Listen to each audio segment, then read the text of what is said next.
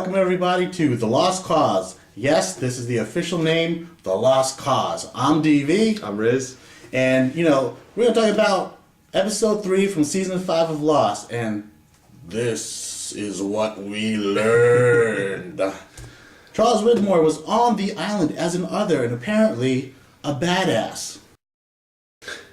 Desmond and Penny have a son. They name him Charlie. Desmond finds out that Faraday's mom is in LA after getting that information from Widmore.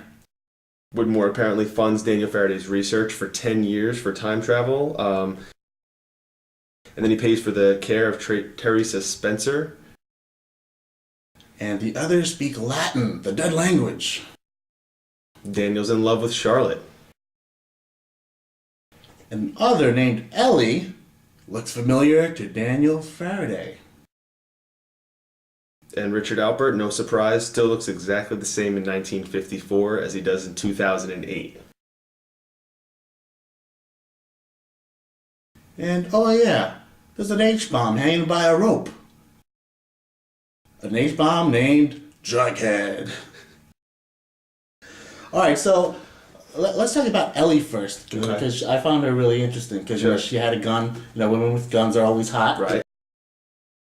I'm wondering if Ellie is short for Eloise, as in Eloise the mouse from Faraday's maze, and Eloise Hawking.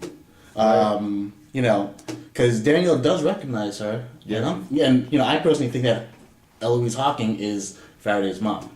I think so too. If you look at all the points that were kind of given, and you see Ben talking to Eloise, while they were in LA. Right. Widmore is saying in this episode too, when he talks to Desmond, that Eloise is a really private person. You see her in the last episode kind of in the basement doing some scientific work. Right. So all these points are kind of pointing towards that being the case. So could Widmore and Hawken have gotten together and having twins possibly?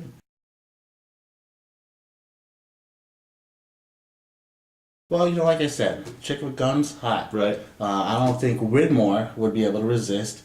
I think it sort of makes sense, because she seems like she has a hot head and kind of arrogant, and Widmore is definitely that way. She's the same way, yeah, exactly.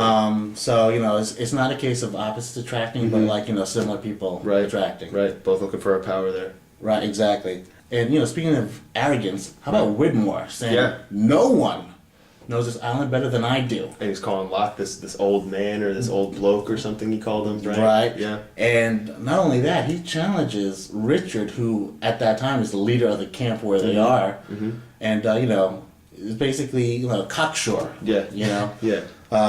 So I don't know. What do you think about that? I mean, obviously I think that kind of showed Widmore not really being happy with being just one of the foot soldiers. He didn't like being just part of the Foot Clan. He wanted to kind of take control of it, and I think maybe in the future we'll see maybe that lead to his being booted from the island. Maybe that's why he's spending so much money trying to find it, get back.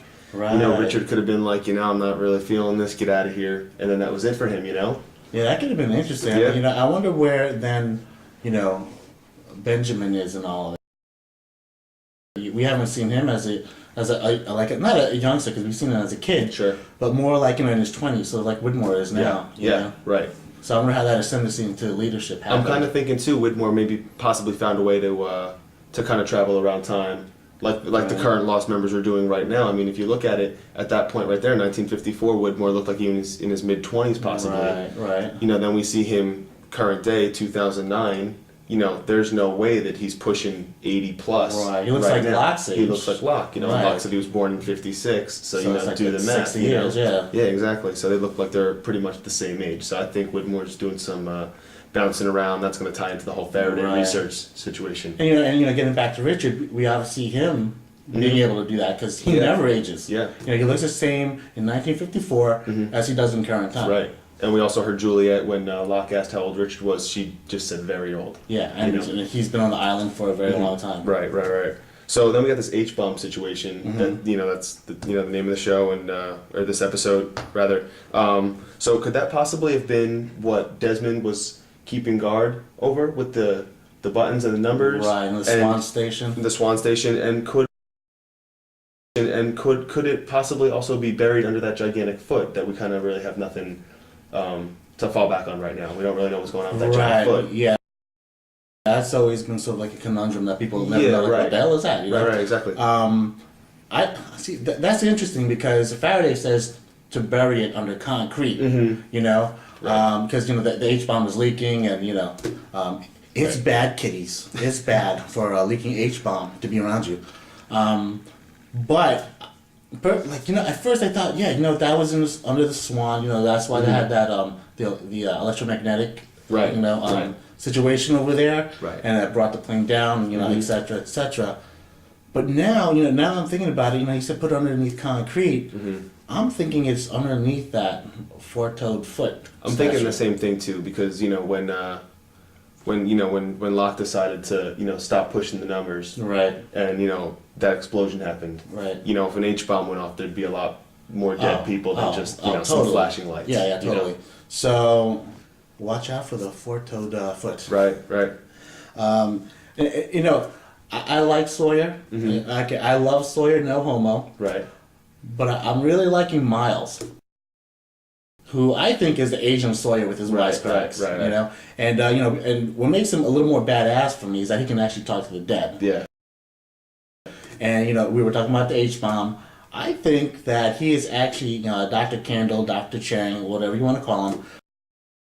I think that's the kid that we saw in the first episode of season 5. You know, and I think so too, because you know Miles really isn't scared of anything. You know, and you and I had this conversation earlier. You know, you just talks to the dead. What else do you have to be scared about? But you know, you have people pointing weapons at you all the time, and you know, flaming arrows and explosions going off. You know, you're going to show some emotion. Part of me feels like he's kind of familiar with what's going on, and maybe that has to do with his dad being the lead guy from the Dharma videos. Right. Exactly. Well, yeah, definitely that, and I also think that with radiation, he was exposed and has this ability to talk to dead people. That's true too.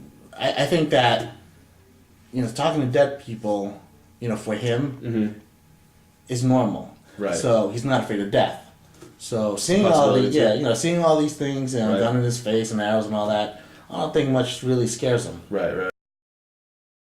I don't know. I think that last night's episode. I'm sorry, you're gonna watch this on Friday. I think episode 3.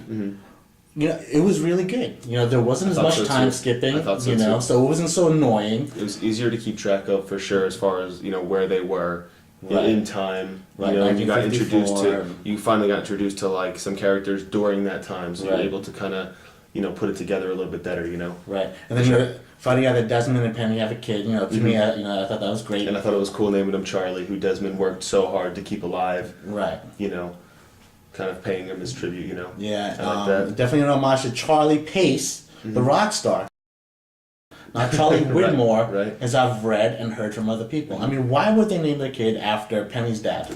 And she seems to be so afraid of him. Yeah. There's no way. There's no way they'd want to be reminded of that. It does not make sense. But this is what makes sense. This is the closing of the episode. I'm DV. I'm Riz. He shaved. I shaved. I have my glasses on. It's a shame I shaved too. We didn't get to see Jack this week. Yeah, that's true. And that's why this is a good episode. Despite the fact that you don't see Jack and Kate drool and so some of the other people in LA, it was still a great episode. And we hope that you like this episode and continue the comments. And thank you for all the name suggestions. But we went with The Lost Cause. Thank you to Eric, my partner in Talk Stupid. And we hope you enjoy this. And let us know what you think. Peace.